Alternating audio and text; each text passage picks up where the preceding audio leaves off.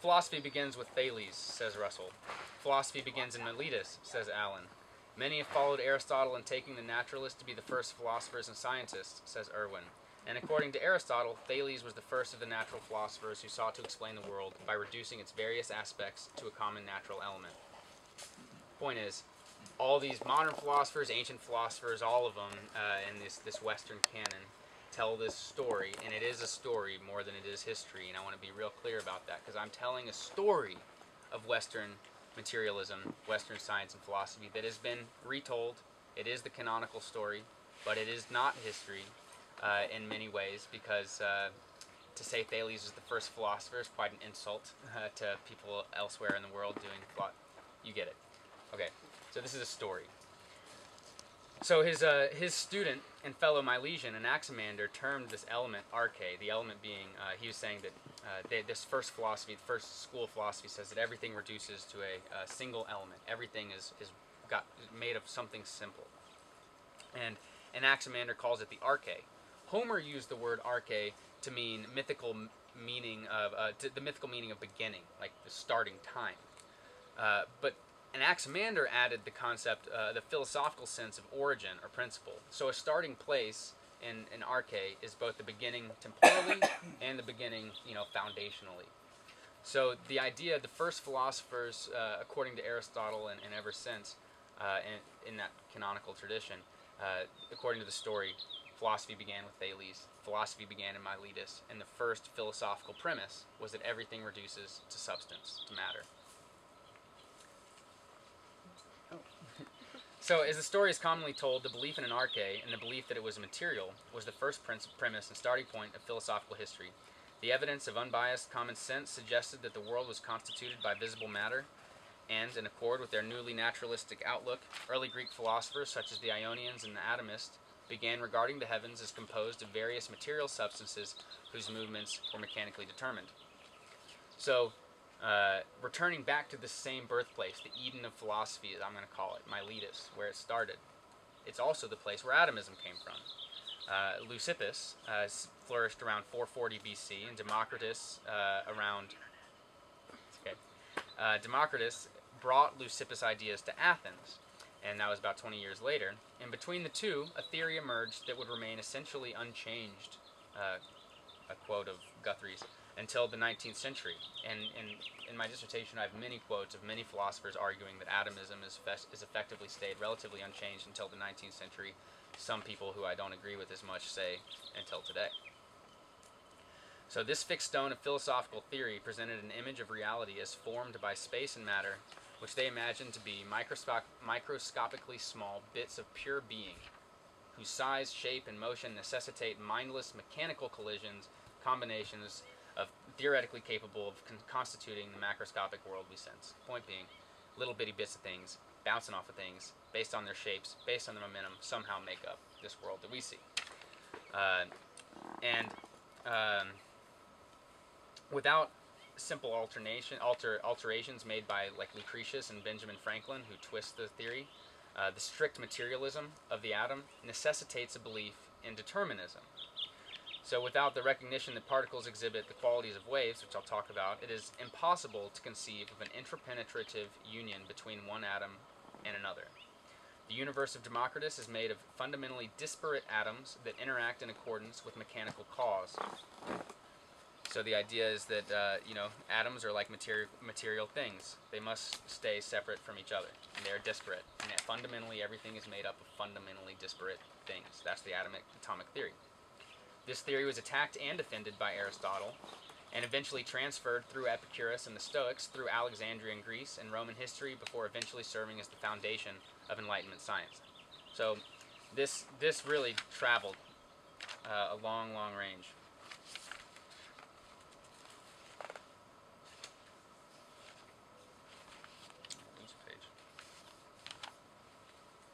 So this seemingly soulless and purposeless explanation of a universe limited to the mechanical laws of matter, motion, and form eliminate a more mythic notion of justice.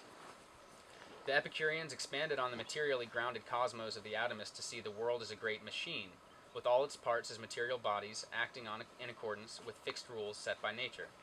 This perspective was picked up by Enlightenment philosophers and deists who famously viewed the cosmos as a clock.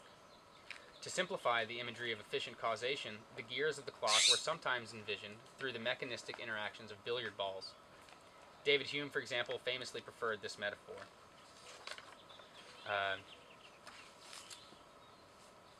So reflecting on the doctrine of necessity, this idea that, if this thing hits that thing, the standard cause will have a specific effect. So reflecting on this doctrine of necessity, Charles Sanders Peirce, one of my favorite philosophers of all time, he writes, the first advocate appears to have been Democritus, the atomist, who was led to it, as we are informed, by reflecting upon the impenetrability, translation, and impact of matter. Having restricted his attention to a field where no influence other than mechanical constraint could possibly come before his notice, he straightway jumped to the conclusion that throughout the universe, that was the sole principle of action, a style of reasoning usual in our day. The proposition in question is that the state of things existing at any time, together with certain immutable laws, completely determine the state of things at every other time. And that's the doctrine of necessity. And this is a big part of, an inevitable part of simple atomism. Democritus ascribed to it, as did many later atomists. He also disbelieved in popular religion, and he considered that human belief in gods was no more than an attempt to explain extraordinary events like thunderstorms or earthquakes by means of imagined supernatural forces. He believed, contrary to religious myths we tell ourselves, that the first human beings lived a disorderly and bestial life. Fear, not intelligence, taught us to collect in groups, and in general need was itself the universal teacher for human beings. No fall. We just existed in an awful state of animalness until need drove us up. So so he shared these prototypical survival of the fittest and social contract, like interpretations of human social evolution, with Thucydides, Hobbes, and Freud. I'll leave it at that. So the reason I'm so interested, the dissertation is so focused on atomism, is because it consolidated a number of theories. Actually, that's not really that important. But the point is that all these pre-Socratic theories that I go through when I'm going through the history in the dissertation, atomism synthesizes many of them. The logos of Heraclitus, the materialism of Thales, the monism of Parmenides, the pluralism, all these are combined into this atomic theory. So if one sees morality as relative, So if one sees morality as relative and self as an isolated arrangement of atoms, what ground reinforces love for others? I skipped something.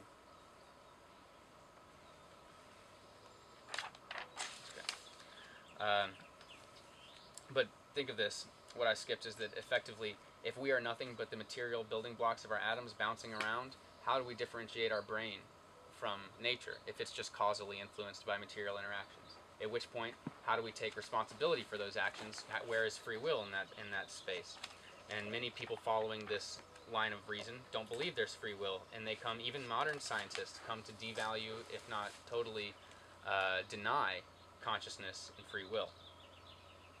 One who accepts, so if one sees morality as relative in the self as an isolated arrangement of atoms, what ground reinforces love for others? The view of the self as isolated and arbitrarily created reinforces the potential to ignore and even devalue the inner experiences and concerns beyond one's inner space. One who accepts cultural relativism has stepped into the slippery slope towards two notably self-serving and or damaging positions. One, that there is neither objective morality nor a transcendent authority enforcing an objective moral code, which, two, leads many towards such an extreme interpretation of relativism that it borders on or becomes nihilistic, a belief in nothing at all.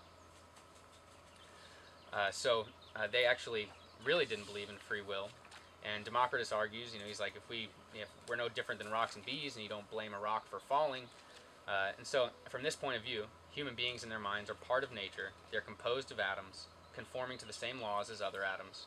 And so, though we often say we act because we've chosen to or decided to, we must be wrong. Peirce, again my favorite philosopher, he says, whosoever holds that every act of the will, as well as every idea of the mind, is under the rigid governance of a necessity coordinated with that of a physical world, will logically be carried to the proposition that minds are part of the physical world in such a sense that the laws of mechanics determine everything that happens according to immutable attractions, and propulsions. Such a perspective cannot logically stop short of making the whole action of the mind part of the physical universe. Consciousness in general thus becomes a mere illusory aspect of a material system. So, what these passages reveal, and this is that the atomic theory possesses the ability to inspire a set of beliefs that nurture an amoral ego. Belief that individuals are made of atoms in isolation, that morality is a human convention, that human nature is to seek power over other humans, and that no one is ultimately responsible for their actions.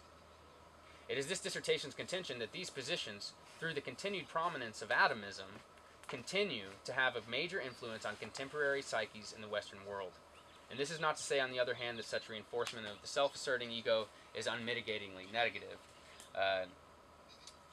So, it is important. The egos. So, as I will continue to address, the emergence of the self-authority gives rise to significant benefits. In what seems like a paradoxical schism in concert, one recognizes the self-liberating lack of responsibility suggested by determinism, reinforcing the self-liberated image that the radical atom empowers.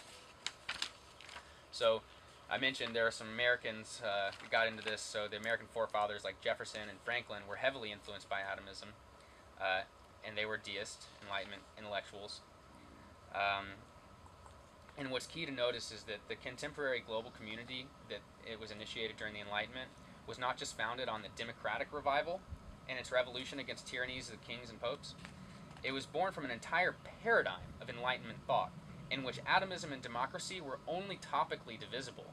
At their foundations, they are both founded on a vision of interacting subjects and objects that possess distinct individualities, deserving of rights. So, all these different revolutions, which we talked about in the context of Prometheus, the figure of revolution, are also very much empowered by the scientific. I mean, think about it. You got this guy saying God says this, and this guy saying the state says that. Until you're really sure, it's going to be really hard to rebel against one of those authorities. So the Enlightenment paradigm that Newton really is hugely responsible for,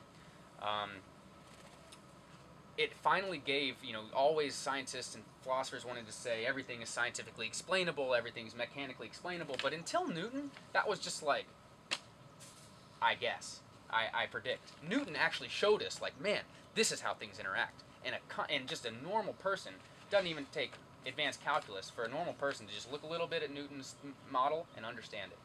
And that strength of that scientific paradigm and the conviction that so many people were able to develop around the simplicity of that paradigm, that gave such conviction that people were able to rebel against religious authorities at that time. They were able to rebel against state authorities at that time on the strength of the paradigm that I'm trying to tear down. So, but it's very important. So Pascal actually directly associates the atom with his vision of the self as isolated. In an existential-like state of despair, he writes, I behold the vast distances of the universe that contains me, and find myself confined to a corner of this vast body, not knowing wherefore I am placed rather in this place than another, nor why this little time allotted to me to live is assigned me at this point rather than any other, or that eternity is gone before, or shall follow after me. I see nothing but infinities on all sides that swallow me up like an atom, and like a shadow that remains but a moment and passeth away. So, and then I've gone through in the dissertation many other philosophers who make the same analogy of the atom to describe the self and the self's experience of isolation. The atom becomes a symbol of isolation, even especially for philosophers. Tarnas echoes this image when he describes the contemporary cosmological tendency to objectify the world and turn the human self into an object, which he considers an ephemeral side effect of a randomized universe that results in the image of oneself as an isolated atom in mass society, a statistic, a commodity, a passive prey to the demands of the market, a prisoner of the self-constructed modern iron cage. Not to mention boring.